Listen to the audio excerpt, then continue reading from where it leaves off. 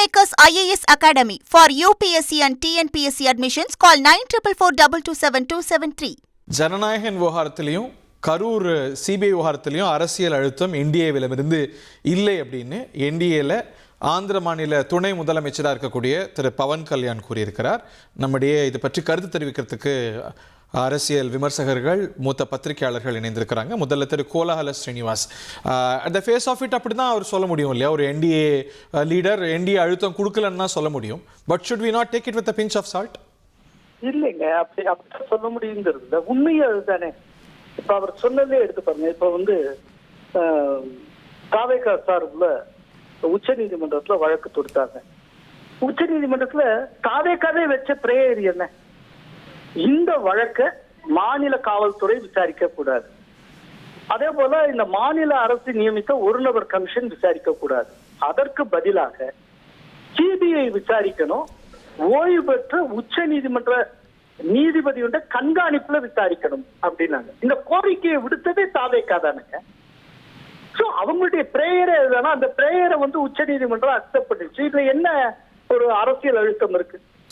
இல்ல, அது தாவேகா கொண்டு வந்திருக்கலாம். பட் அன்இன்டெண்டட் கான்சிக்வன்சஸா அதன் மூலமாக அரசியல் அழுத்தம் உருவாயிடுச்சுன்னு பார்க்க முடியும் இல்லையா? இல்லைங்க, தாவேகா கணிச்சிருக்காம இருக்கலாம். அதுக்கு பிறகு அரசியல் அழுத்தம் வந்திருக்குங்கிற ஒரு புரிதல். ஒரே ஒரு நிமிஷம், சிபிஐ விசாரணையை கேட்டு வாங்கியது தாவேகா.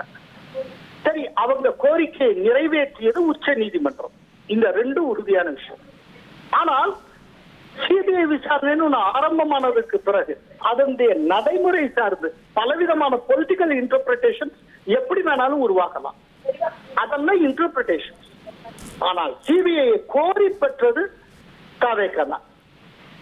தாவேகாவுக்கு இந்த சிபிஐ விசாரணைன்னு வருதுன்னா, சிபிஐங்கிறது மத்திய அரசுக்கு உரிய ஒரு புலனாய்வு அமைப்பு அப்படிங்கறத தெரியாம தான் அவங்க கோரிக்கை விடுத்தாங்களா? அதெல்லாம் அவங்களுக்கு தெரியவே தெரியாதா? அவங்க ஒரு நியூவான்ஸ் சொல்றாங்க, நாங்க கோரினது எஸ்ஐடி ஆனா வந்தது சிபிஐ.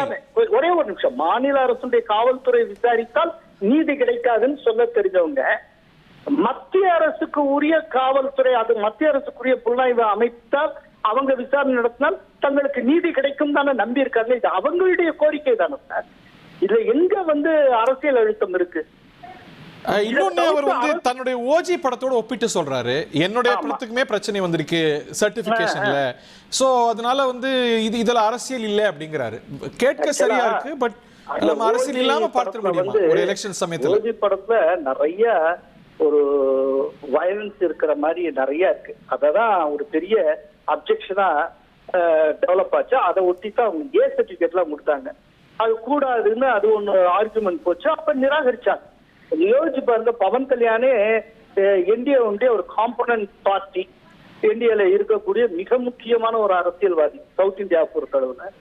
அங்க இருக்கக்கூடிய அரசுல ஒரு துணை முதல்வராக இருக்கிறவர். இப்ப அவர் விஷயத்திலேயே தணிக்கைத்துறை இரக்கம் காட்ட தயாராக இல்லை. தணிக்கைத்துறை என்ன நினைத்ததோ அதைத்தான் செய்திருக்கிறது. அவருக்கு அப்படின்னா என்ன அர்த்தம்? சென்சார் போர்டு அரசியலுக்கு அப்பாற்பட்டு தான் இயங்குகிறதுன்னு அர்த்தம். பவன் கல்யாண் விஷயத்திலே அப்படித்தான் நடந்திருக்கு. அப்படின்னா அது போலதான் விஜய் விஷயத்திலே நடந்திருக்கும்னு யூகிக்கணும். அதைத்தான் பவன் கல்யாண் சுட்டி காட்டுகிறேன்.